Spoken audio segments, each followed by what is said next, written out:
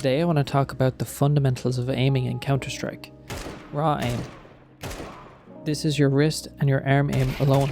You can practice this in aimbots by simply closing off all but one wall and aiming at the bots and tapping on their heads, focusing on speed and accuracy. Next is your keyboard aim. You can practice this by going to as far left in the box as you can and counter-strafing when you're on a target, micro-adjusting and tapping the head of the bot. Simple but effective exercise. Go from the left all the way to the right and then repeat. These two exercises are just to warm up those basic mechanics. Next, what I'll do to work on both mechanics together is open the menu and put on uneven ground, crates and peaks grey walls and the bullet decals. You can use the grey walls to practice your spray control and get a feel for your spray.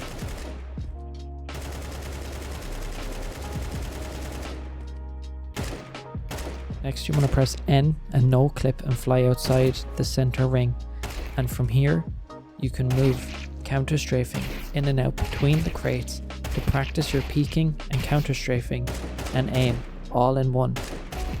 If you're at long distance, do short bursts or taps, and if you're up close you can spray, but I like to one tap the bots as much as possible, focusing on my counter strafing and crosshair placement as much as I can when I move between the boxes.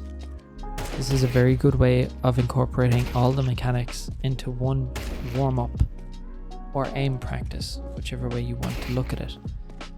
It's better than just standing inside in the center of the circle and just tapping heads and counter strafing, because this is more proactive as a warm-up and I enjoy doing it a lot more. Here I'll show you why it's so important to counter strafe before you fire your weapon, and it'll be self-evident now. Just watch.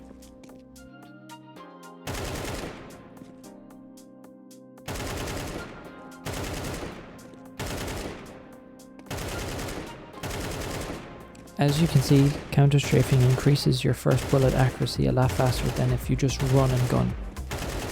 The bullet spread is huge when you don't counter strafe, but if you counter strafe it's much more accurate.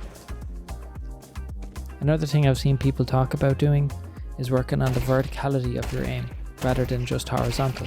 So by hopping up and crouching on this ledge, you can tap the heads of the bots as accurately as possible. It's a decent way to work on the verticality aspect of your aim.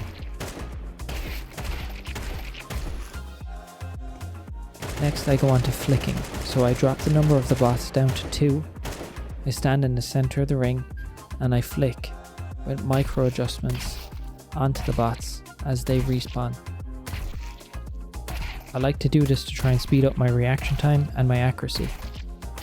It's a handy exercise to do before you go into your matches so that you're ready for pistol round.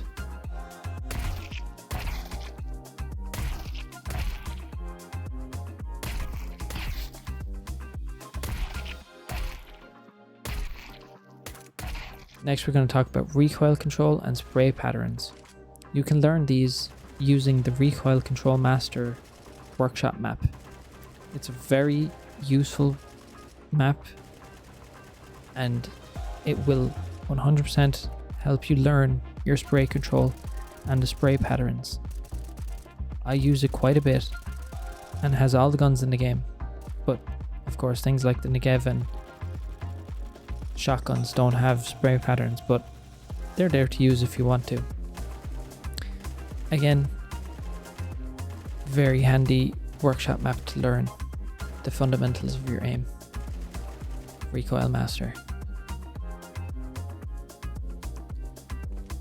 Refragg. If you have a subscription to their service, has pre-fire maps where you can focus on your crosshair placement and learn how to path onto sites, clearing the most common pre-fire angles. Incredibly useful tool and has helped me become more aware of angles that I have to be careful of when I'm entering a site.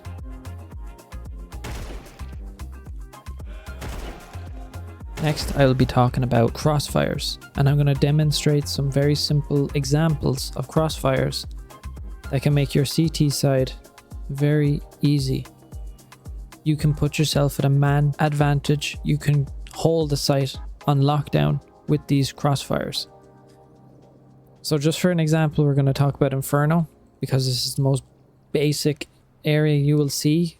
A crossfire T side is going to clear towards long, then he's going to clear towards short, then he has to swing very far to see this fella who's playing anti-flash. And when he pushes out this deep to see the guy on short, your long player can just gun him down, hence the crossfire. Because the long player will say they're after swinging brackets. This player playing anti-flash can then turn and swing, and two of them are fighting the person at the same time. In a crossfire, as a CT, you want to position yourself in a way that the T side exposes himself to two of you at the same time. So there's two guns fighting one. This is the most simple example of a crossfire that I can give you.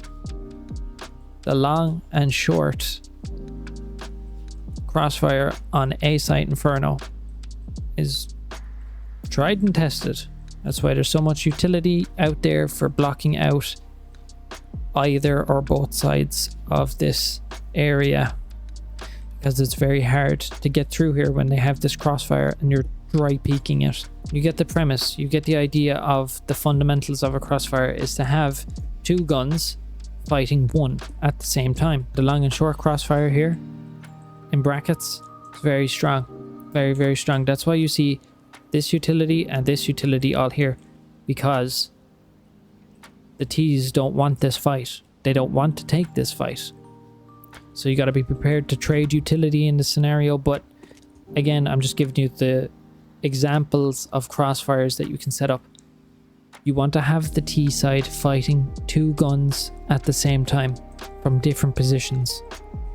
Because if he comes here, he's fighting this default player, but this guy is just up in balcony and he just one taps him in the back of the head. You know what I mean? It's a very simple concept that people do not know how to do effectively.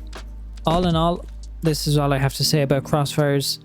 It's set it up in such a way that T side has to fight more than one gun at a time. He's not gonna just peek and kill this fella without getting punished by default or long or pit.